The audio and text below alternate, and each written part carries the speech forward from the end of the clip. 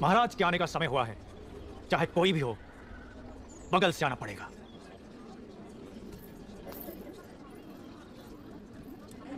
आप आगे आइए।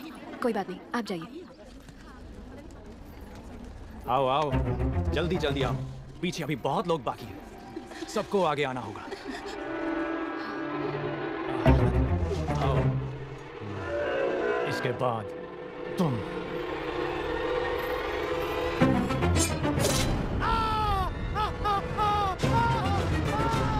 इसे बंदी बना लो, बंदी बना लो इसे। बाहुबली की धर्मपत्नी देवसेना पर आरोप है कि उन्होंने सेना नायक सेतुपति की उंगलियां काट दी। राजमाता शिवगामी देवी की आज्ञा से श्री श्री भल्लाल देव महाराज के समक्ष यह सुनवाई प्रारंभ हो रही है। अवश्य। देवसेना, क्या तुम्हें अपने अपराध के बारे में कुछ कहना है? किसी सुनवाई के बिना ही मुझे हथकड़ियां पहना दी गई और पहले ही निर्णय हो चुका है कि मैं अपराधी हूँ। ये कहाँ का न्याय है? तुम निर्दोष साबित होने तक अपराधी हो, यही माहिष्मति का दंड विधान है। आदिवासी भी जिन्हें घिनौना समझते हैं उन तौर तरीकों को आप दंड विधान कहते हैं? तो ऐसे दंड विधान को आग लगा दीजिए। अपने न्याय शास्त्र को गंगा में बहा दीजिए, अपने शासन को सूली पर चढ़ा दीजिए।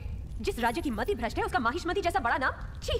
देवसेना, इस महान साम्राज्य के बारे में अगर एक और अपशब्द भी निकाला। बड़ी बड़ी प्रतिमाओं और ऊंचे ऊंचे सिंहासनों से महान साम्राज्य नहीं बनता राजमाता, एक विशाल हृदय से बनता है। लगता है वो यहाँ किसी के पास नहीं है। धिक्कार है। देख लिया महाराज, आपके सामने इतनी निर्लज्जता के साथ बात कर रही हैं, तो सोचिए मेरे सामने आपके बारे में कितनी तुच्छ बातें कही होंगी। सोच के देखिए महाराज।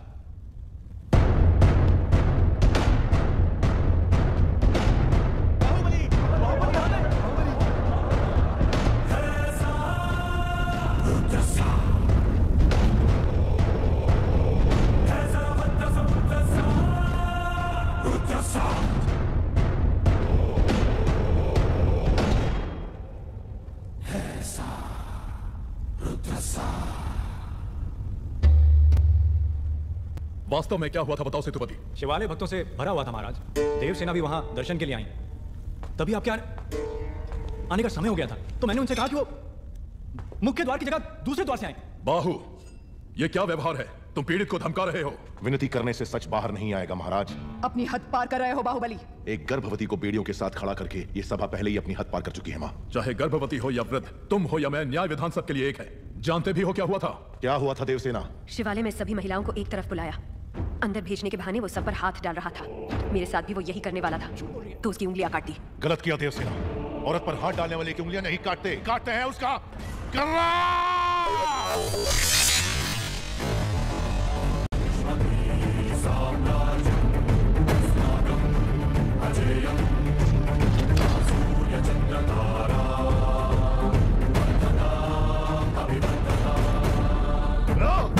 बाहुबली, ये दुस्साहस मेरी सभा में। झूठ बोला तभी सेतुपति के शब्द लड़खड़ा गए।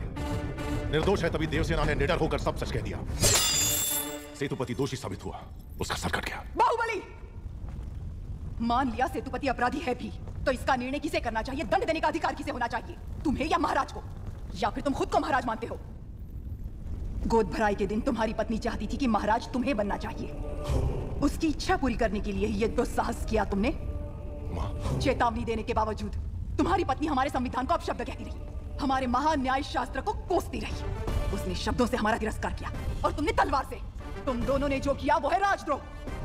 महामंत्री, इस महाअपराध का दंड क्या है बताया जाए।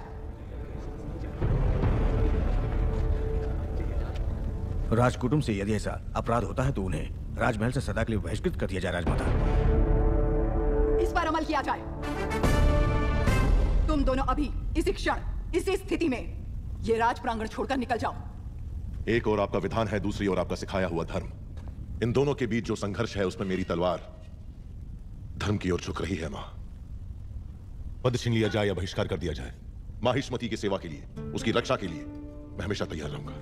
भला इस समय तुम अकेले यहाँ क्या कर रहे हो? ये यहाँ क्यों आया है? क्षमा करें प्रभु, आज वो बच निकला। कल तक उसका सिर मेरे हाथ में होना चाहिए, वरना तुम्हारा सिर तुम्हारे हाथ में होगा। जाओ। भला प्रभु। भला किसका सर? और किसका? बाहुबली का।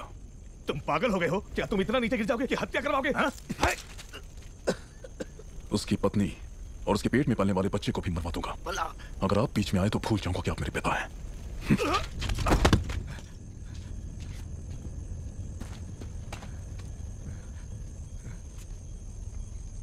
सुन लिया, मैं अपने बेटे को अच्छी तरह जानता हूं। वो अगर मन में कुछ ठान ले तो उसे करके ही मानेगा। यह बाहुबली को तुरंत बताना चाहिए। वो मानेगा? बाहुबली कपट नहीं जानता। वो